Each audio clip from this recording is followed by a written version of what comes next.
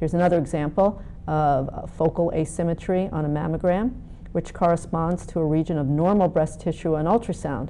In this case, we said, okay, we're not so upset about this area anymore. We don't think it needs biopsy.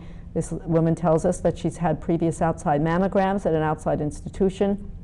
We're going to give it a few weeks, try to get those films. Sure enough, we did, and we could see that this area was perfectly stable for years and years. So it was the ultrasound that helped us kind of not be so suspicious of this region and led us away from biopsy, so that ultrasound can lead you towards appropriate biopsy and lead you away from unnecessary biopsies. Here's a man, and this is both breasts, cranial caudal view. On this breast, you see kind of the classic mammographic findings of gynecomastia. On this breast, it looks more mass-like and doesn't look classic at all. So for this breast, we would actually do an ultrasound. And indeed, we did find a suspicious mass right behind his nipple, which he could feel, which did turn out to be a breast cancer. This is another retroareolar mass in a woman with a painful, red, tender breast. And in this case, here's the thickened skin, and this was an abscess. It looks very much like the breast cancer, the male breast cancer.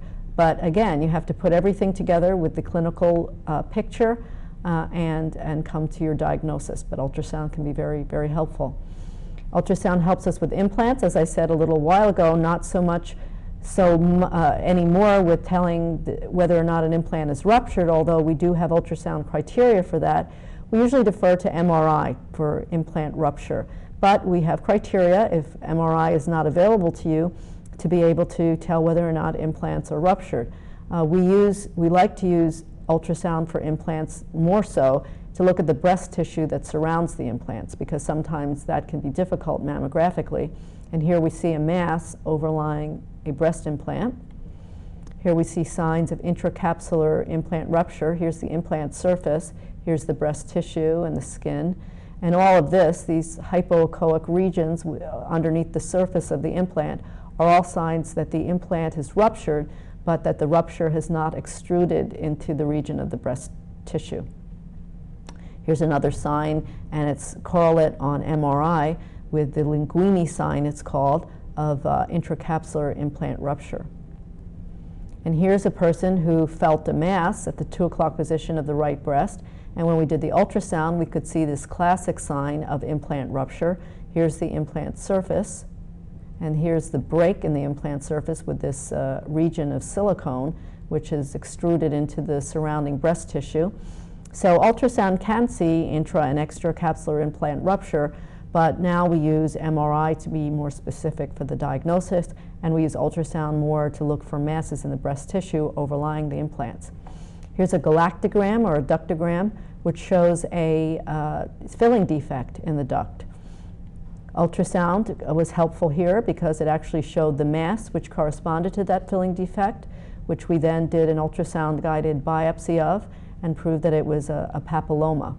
Here's another example of a palpable mass on a mammogram where there are extensive calcifications, which when they look like this, there's a good chance you are going to see them on ultrasound and that you can use ultrasound as a guide for biopsy, and here are those calcifications on the ultrasound.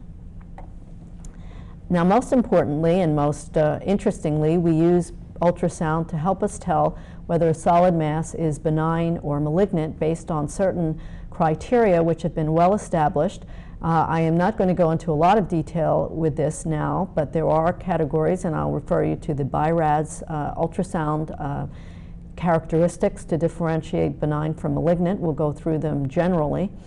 Benign masses tend to be ovoid in shape, parallel to the skin surface, have smooth margins, gentle lobulation, are homogeneous, and are isoechoic or hypoechoic to the surrounding fatty tissue. Malignant masses tend to be non-parallel. Their margins tend to be spiculated, angulated, indistinct, heterogeneous, hypoechoic to fat, and have not an abrupt interface with the surrounding tissue, but rather are surrounded by an echogenic rim. Here's an example of a simple cyst When you see the 3 classic signs of a simple cyst, you can diagnose a cyst with about 100% certainty, and they are that you have a nice circumscribed margin, the mass is completely anechoic, and there's a nice band of enhanced through transmission behind it, diagnosing a cyst with almost 100% certainty. This is a parallel mass which has smooth margins, circumscribed margins. In order to call a mass circumscribed, the margins have to be circumscribed over approximately 75% of its borders. Ovoid, circumscribed, it has a nice chunky calcification. It has nice sonographic characteristics of a fibroadenoma, which is what this is. Now here's another parallel mass, but this isn't what you would call nice and sharply circumscribed. As a matter of fact, these borders are not smooth. They're microlobulated. Microlobulated meaning more than 2 or 3 gentle lobulations. There are more than 2 or 3 lobulations here. So this part of the mass would fall nicely into the characteristic of a benign mass based on its margins and shape. But when you get to this part of it, it does not. So this is a mass which we would recommend a biopsy for. It did prove to be a fibroadenoma, particularly proliferative cellular type, but we would not let this go without biopsying it because of this part of the margin. And then this is just more of that. This falls clearly without the characteristics of parallel. This is actually a mass that is slightly taller than it is wide, or non-parallel, or vertically oriented rather than horizontally oriented. It's very microlobulated, much more than 2 or 3 lobules. Part of the margins are indistinct. You can even see some mild spiculation along part of its margins. So this is a suspicious mass, very typical in appearance for what a breast cancer looks like, and very easy to do an ultrasound-guided biopsy. This is also an example of the echogenic halo that can surround some of these masses, which indicates that there, as this mass has grown, it has set up kind of an inflammatory fibrous reaction around it, which has created this, this interface. And then this is an example of a mass that's very poorly kind of seen. It's not sharp, it's not circumscribed, it's kind of fuzzy and hazy. It has indistinct margins and classic signs for malignancy. Here's another classic malignancy, taller than wide, ductal extension, microlobulation, angulated margins, not sharply circumscribed. This would be BI-RADS category 5, definitely ultrasound biopsy. Another example showing a little bit more of the characteristics of ductal extension. This is a mass that I like to show you because it brings the point about the internal echotexture. When we talk about masses being hypoechoic or hyperechoic, we're talking about them being hypoechoic or hyperechoic relative to the surrounding fatty tissue.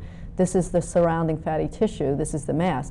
This is profoundly hypoechoic relative to the fatty tissue, but it's not a cyst. Actually, there are some internal echoes.